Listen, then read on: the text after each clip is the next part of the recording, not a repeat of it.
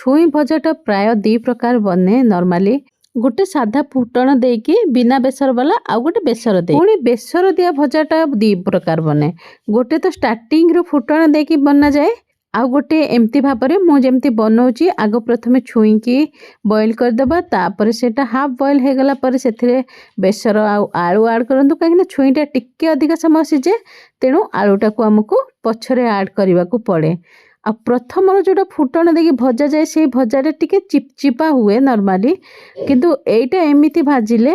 पूरा खिला खिला बने आ भल भाବରେ बेसर रो कोटिंगटा हुए परे बेसरटा सिझी सारला परे ताकू आमे बाहर करके कड़े की भल भाव क्लीन करबा तापर जाई एमती पियाज आ टमाटर फुटे देकी आमे तापर ता देहरे छुई जोटा हमर बेसर थिला ताकू ऐड कर दबा सिम रे आकू आमे 5-10 मिनिट भाजी नबा आ एपट साइड रे मु प्रिपरेशन करूची पालंग सागर डाली बनेवा पाई माने पूर्वरु मु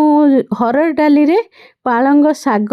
ता संगरे टमाटर आ पियाज एतिके पकाई कि ताकू सिजे देइथिली आ वर्तमान तार फुटण दबा फुटणटा केवल प्योर सोरिष आउ हमर रसुण रे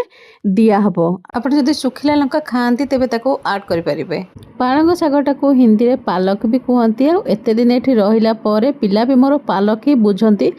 सेति पई केबे केमिति मु पालक भी कहि